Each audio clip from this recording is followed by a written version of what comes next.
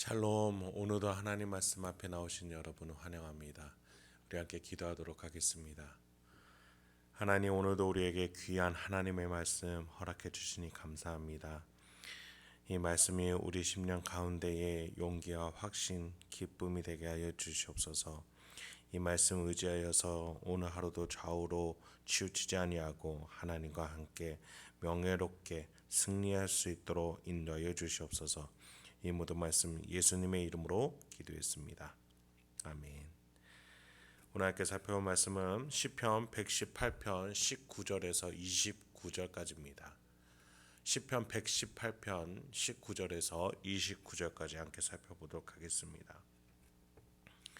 어제 본문에 이어서 함께 118편을 계속 살펴보도록 하겠습니다. 시인은 고난과 역경 가운데서도 하나님을 의지했고 그런 하나님께서 자신을 구해주심에 감사했습니다. 고관을 의지하는 것보다, 사람을 의지하는 것보다 하나님을 의지하는 것이 이 인생 가운데 얼마나 큰 유익이 되고 기쁨이 되는지를 어제 고백했습니다. 그 고백, 그 감사가 오늘 이어집니다. 시인은 이제 성전 안으로 들어가서 그 신앙을 고백하면서 함께 찬양하기를 권면합니다. 19절입니다. 내게 의의 문들을 열지어다. 내가 그리로 들어가서 여호와께 감사하리로다. 하나님의 임재가 있는 그곳으로 가 찬양하고자 하는 감사의 마음이 넘쳐납니다. 그렇습니다. 하나님을 향한 신앙이 넘쳐날수록 하나님이 계시는 그곳, 그리고 하나님이 섬기는 그 공동체와 함께하고자 하는 마음은 더욱더 많아집니다. 그래서 우리는 하나님에 대한 감사가 넘쳐날수록 기도의 자리, 말씀의 자리로 나아가게 됩니다. 같은 하나님을 모시고 기뻐하는 교회 공동체 안으로 더욱더 들어오게 되는 것이죠. 그래서 우리 신앙생활은 이러한 고백과 체험이 있어야 합니다. 머리로 아는 신앙은 결국 썩고 부패하기 마련입니다. 인생 가운데 개입하고 계시는 그 역사하시는 하나님을 만나고 그분과 함께하며 내 인생이 변해가는 것을 우리가 경험해야겠습니다. 오늘 저와 여러분에게 그러한 역사 동일하게 또 일어나기 소망합니다. 20절부터 29절은 이제 성전 안에 그가 들어와 찬양을 하는 노래들이 나열이 됩니다. 그런데 주어가 우리라고 바뀌는 것을 보니까 시인과 함께 이제 회중이 함께 찬양하는 것을 볼 수 있습니다. 시인은 자신의 신앙 고백을 혼자 가지고 있는 것이 아니라 그 공동체에게 함께 흘려내고 있으며 공동체원들이 그의 간증 속에서 하나님을 경험하며 함께 찬양하고 있습니다. 22, 23절입니다. 건축자가 버린 돌이 집 모퉁이의 머릿돌이 되었나니 이는 여호와께서 행하신 것이요 우리 눈에 기이한 바로다. 시인의 대적들은 자신을 쓸모없는 돌 마냥 대하고 공격했습니다. 그러나 우리 인생의 참 건축자이신 하나님은 세상이 버린 우리를 집의 모퉁이의 머릿돌, 그러니까 집에 가장 견고해야 하는 그곳의 모퉁이돌의 머릿돌, 가장 중요한 돌로 삼아 주셨다라는 겁니다. 우리 한국의 전통적인 건축 양식은 정중앙에 대들보가 있다면 고대 유대 사회는 모퉁이, 그러니까 모서리에 기둥을 세우는 곳이 가장 튼튼하게 짓는 건축 양식을 갖고 있었고, 그 모퉁이의 머릿돌이 그래서 튼튼해야 했습니다. 하나님은 세상이 버린 어떠한 존재라도 이렇게 가장 중심이 되는 필수적인 존재로 바꿔주실 수 있다는 겁니다. 세상 눈으로는 이해할 수가 없습니다. 세상의 가치와 기준으로는 전혀 쓸모가 없습니다. 왜 쓸모없게 보일까요? 그것은 힘이 없기 때문입니다. 다듬을 수 있는 실력이 없기 때문입니다. 그러나 하나님은 전지전능하십니다. 그분의 능력은 그 어떤 돌일지라도, 그 어떤 하찮고 약한 돌일지라도, 이쁘지 않은 돌일지라도 하나님의 손 안에서 놀라운 능력으로 다듬어 주시고 또 모퉁이의 머릿돌로 삼아 주실 수 있다라는 겁니다.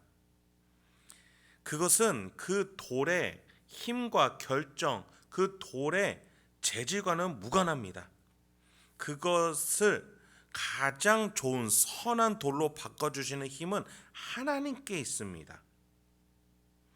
그래서 그 돌은, 그 연약한 돌은 이렇게도 물어볼 수 있죠. 왜 이런 나를? 더 잘난 돌이 아니라 왜 나를? 이렇게 되물 만큼 기이한 능력으로 하나님은 우리를 가장 귀한 존재로 바꿔주실 수 있다는 겁니다. 그것을 우리 칼빈 선생님은 무조건 선택이요 불강력적 은혜라고 표현하기도 했습니다. 하나님의 선택과 어루만져 주심을 세상의 기준으로는 이해할 수 없지만 그 은혜를 받으니 감사할 따름입니다. 귀한 일을 행해 주신 하나님께 감사할 뿐인 것이죠. 그래서 24절과 같이 고백하게 됩니다. 이날은 여호와께서 정하신 것이라 이날에 우리가 즐거워하고 기뻐하리로다. 하나님이 역사하시기로 한 그 날이 참으로 기쁜 신앙 고백 날이 되는 것이죠. 저와 여러분에게도 이렇게 하나님을 기뻐하며 하나님의 역사하시는 그 날을 고대할 수 있는 우리가 되길 소망합니다. 이제 시인의 찬양에 이어서 간구로 이어집니다. 25, 26절입니다. 여호와여 구하옵나니 이제 구원하소서. 여호와여 우리가 구하옵나니 이제 형통하게 하소서. 여호와의 이름으로 오는 자가 복이 있으며 우리가 여호와의 집에서 너희를 축복하였도다. 여기서 여호와여 구하옵나니라는 말은 원어로 보면 여러분이 잘 아는 호산나라고 되어 있습니다. 반드시 건져주소서 도와주소서라는 의미로도 볼 수 있죠. 25, 26절에서 하나님께 믿고 구하는 자에게 반드시 응답이 있을 것임을 말해주고 있습니다. 그래서 26절은 제사장의 축복으로 시인이 이제 성전 안에서 제사장에게 축복받는 현장임을 우리는 알 수 있습니다. 그렇습니다. 하나님을 의지하고 도움을 요청하는 자에게 응답이 있습니다. 여호와의 이름을 의지하는 자에게 그에게 축복이 주어집니다. 여호와의 집에서 축복이 넘쳐 흘러나와 우리 인생 내로 도달할 것입니다. 그래서 우리는 하나님을 의지해야 하는 것입니다. 마지막으로 제사장이 회중들의 찬양에 화답합니다. 27절입니다. 여호와는 하나님이시라 그가 우리에게 빛을 비추셨으니 밧줄로 절기 제물을 제단불에 멜지어다. 그렇습니다. 인자가 영원하신 하나님은 우리에게 빛을 비춰주십니다. 우리 인생길을 친히 인도하십니다. 절기 제물을 제단불에 매는 것이라는 구절은 사실 난의 구절입니다. 정확한 해석이 없기 때문에 무리하게 해석하지 않겠습니다. 맥락상 보면 분명한 것은 회중들의 찬양에 제사장이 너희의 감사에 하나님께 나아가라 명령하는 것으로 볼 수 있겠습니다. 즉 회중 전체가 감격에 넘쳐 찬양에 참여함으로써 예배의 축제가 절정에 이르고 있는 것이죠. 그렇습니다. 한 사람의 신앙 고백이 공동체에게 축제가 됩니다. 잃어버린 한 양을 찾았을 때에 하나님의 나라가 잔치의 나라가 되는 것처럼 우리 교회 안에서도 한 사람의 신앙 고백이 그 신앙의 하나님의 역사하심에 대한 간증이 교회의 부흥이 되는 것으로 우리는 이 본문 구절을 통해서 알 수 있는 것이죠. 이제 그 예배 축제 28절 29절에서 제사장의 화답으로 마무리 짓게 됩니다. 주는 나의 하나님이시라 내가 주께 감사하리이다. 주는 나의 하나님이시라 내가 주를 높이리이다. 여호와께 감사하라. 그는 선하시며 그의 인자하심이 영원함이로다.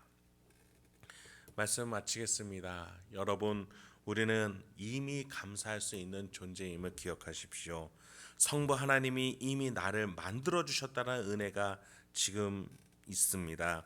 내 인생 가운데에 그리고 들어와 계시고 개입하고 계시고 인도하고 계십니다. 예수의 십자가가 우리의 모든 문제를 해결해 주셨습니다. 우리가 십자가로 나아가기만 하면 됩니다. 성령 하나님께서 우리 가운데 지금도 함께 계셔서 이 성부 하나님과 성자 하나님의 역사를 깨닫게 해주시고 그 원리를 이해해 주시려고 우리와 함께하고 계십니다. 이미 삼위일체 하나님께서 지금 여러분과 함께하고 계시고 은혜를 베풀고 계십니다. 이것이 하나님의 계획이었고 우리를 향한 약속이었고 성취였습니다. 이미 주어졌다는 것이죠. 이것에 우리가 감사하지 않고 우리가 무엇에 감사할 수 있겠습니까? 이 말씀으로 오늘 하루도 하나님을 기뻐하며 감사함으로써 오늘도 명예롭게 승리하시는 저와 여러분이 되길 소망합니다. 함께 기도하도록 하겠습니다. 하나님, 오늘도 우리에게 귀한 하나님의 말씀 주시니 감사합니다. 주의 영원한 인자하심을 오늘도 찬양할 수 있도록 하나님이 이미 우리에게 베풀어 두신 은혜 가지가지를 깨닫게 해주시고 경험케 해주시고 체험케 하여 주시옵소서. 그 나의 신앙 고백으로 우리의 가정이 화목하게 하여 주시고, 나의 신앙 고백으로 우리의 이웃들과 화평하게 하여 주시고, 나의 신앙 고백으로 우리의 교회와 이 사회와 국가가 조금이라도 더 하나님의 빛을 받아 평안하고 기쁨이 가득 찰 수 있도록 주여 우리의 인생을 사용하여 주시옵소서. 우리의 신앙 고백 하나님께서 들어 높이 쓰셔서 이 하나님이 바라시는 죽어가는 형제들에게 비춰져서 하나님의 잃은 양을 되찾는 데 쓰여질 수 있도록 사용하여 주시옵소서. 이 모든 말씀 예수님의 이름으로 기도했습니다. 아멘.